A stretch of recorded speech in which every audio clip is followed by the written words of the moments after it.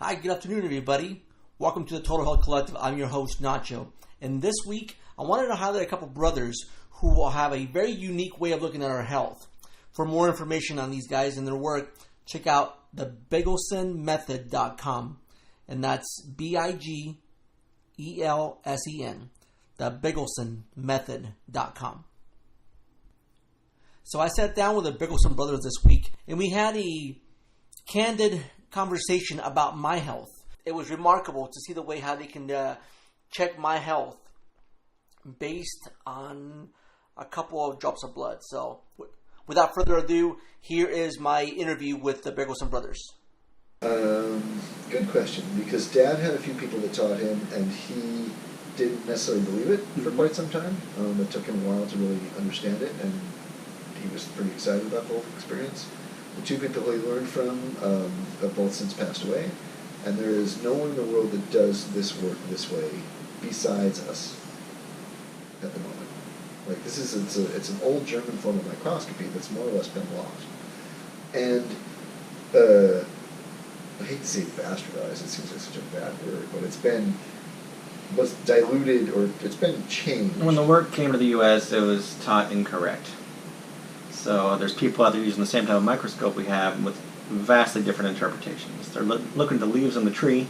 Some of the interpretations are unfortunately wrong, and they're missing the roots, which are right in front of them. Yeah. So there's a lot of people that have come to us and said, oh yeah, I've seen these type of images. I've had this done. If you have not been to us, you've never had this done. And the other people that are doing it, we know people that have done the trainings, and even the people they've trained are all doing it differently. Okay. So there's no consistency there, and like Josh said, leaves in the tree, there are things that are important. Leaves are more like your symptoms. We don't treat symptoms. We don't actually treat diseases. We don't treat anybody. But when we have the clinics open, we treat the person. Western medicine finds a label for you, and then they treat that disease. We're not even interested in the label that you come to us with. And it's, Dad's background. Dad was an eye surgeon. He's funny. It starts way back. He's born into a nice Jewish family in Brooklyn, New York. At which point his choices in life were to become a doctor or a lawyer. That was it. That's what his mom said, and that was the thing. Mom, on the other hand, she was born in New Jersey, nice Jewish family, and her thing was she was going to marry a Jewish doctor or a Jewish lawyer. That's just the way it worked. So Dad, at the age of 7, says to his mother, okay, I'm going to be a doctor, and I'm going to cure cancer. And Grandma says, you can't do that. And Dad says, well, why not? That's what doctors do. They cure things. I'm going to cure cancer. So he's 7 years old, and he wants to cure cancer. And his mom's telling him he can't, and he's telling her he can. So he's going to prove himself somehow. So as he moves on in life, the man is brilliant. They gave him an assessment test in middle school for math class. They ask him to do the test on page 44. He mistakenly does the test on page 444, gets 100%, and does not show any work. So they accuse him of cheating, in which case they give him a second test, and he gets 100% and does not show any work. The man he's a math genius. He's made every one of us, my brother, my sister, and I, all cry as kids trying to help us with our math homework because we don't get it. And he just looks at it like it's a different language. He got accepted to medical school after 3 years of college. So I don't know anyone else that has gotten into medical school before. Yeah, interesting. When he was in high school, also, he wanted to try out for the football team. He's a 5'5", little Jewish kid in New York, so they don't let him try out. They laugh at him. Eventually, he gets to try out as a junior, and he becomes the captain of the football team. So he's a little man with a lot to prove, basically. So he does medical school. When he's in medical school, first year medical school, they put things like homeopathy on the board, and they proceed to laugh at it and tell the medical students how you are going to learn everything you need to know. The rest of the stuff is garbage. You are going to be gods. Then they also tell him, as he starts to ask questions, he asks questions and they tell him, just read the book. Just stop asking questions, read the book. First year medical school, they tell him what a normal body is like. The second year, they teach him what an abnormal body is like. But they never teach him how a normal body becomes an abnormal body. So as he asks questions and doesn't get answers, he's not trusting that system. Then he gets drafted to Vietnam. And we all know there's lies that have gone on in Vietnam, and he could tell you for hours and hours about the lies that went on in Vietnam. So now he questions his country. So this man questions a lot, and he's out to find answers. He comes back to the United States. He becomes a rich eye surgeon. We had, as we were growing up as children, we didn't have art on the walls. We had art painted on the walls by artists. The psychic introduces Dad to the work of Edgar Cayce, America's most prolific psychic. Mm-hmm. So Dad finds out about this work. He's thrilled. Next thing you know, he moves the whole family from New York to Arizona, takes a 70% cut in pay so he can go work at the ARE clinic, which is an Edgar Cayce clinic. Homeopathy. He's found a new way. So as he does this, he's excited about the whole experience. He's learning new things. He's helping people. It's great.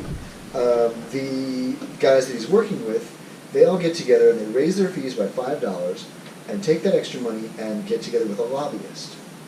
And Arizona is the first state that has what's known as the Arizona Homeopathic Medical Practice Act. Mm-hmm. It's a law that separated the AMA from the HMA, which is the Homeopathic Medical Association. And our father wrote that law. So as far as the AMA is concerned, he just took some power away from it. He set up the first Homeopathic Medical Association in the United States. He was the first president. He gave out the first official homeopathic medical licenses in the United States. What he did was he legitimized homeopathy by way of making sure that homeopaths had anatomy background. At that point, in the late 70s, early 80s in Arizona, homeopathy was like the Wild West. You got people just hanging the shingle out that says homeopathy, and they're doing all kinds of weird stuff. So he legitimized it, made sure they knew how the body worked. He now, at this point, says, screw this, I'm going to Mexico. He goes to Mexico. He, 20-something years ago, is working at a cancer clinic. He's getting 50% turnaround on stage 4 cancers alone. He's doing great. Mexican government says, oh, interesting, yay, and they take notice. Well, we're not about money. Government wants a little more money from us as we're doing things. Long story short, we leave Mexico. Dad, who said he would never work in the United States again, goes back to work in the United States. He's up in Lake Tahoe area, which is funny because in Nevada, either our remedies are legal or our treatments, and in California it's the opposite. We actually ended up with a clinic on the state line, where the state line literally ran through the clinic. So you could go to one side of the clinic, get your treatment, and walk to the other side of the clinic to get your remedy. I don't know how many clinics there are like that in the world, but we had one. We've watched it happen over the years, especially with Dad. So, conspiracy theories, some of them are true. So the point Adam and I are trying to carry on at this point is people know that exists. So the message for us is not that this is bad or this is bad, is that there is work out there where there actually there's answers out there. Right. And there's very easy ways to find those answers. So. And Western medicine is a business.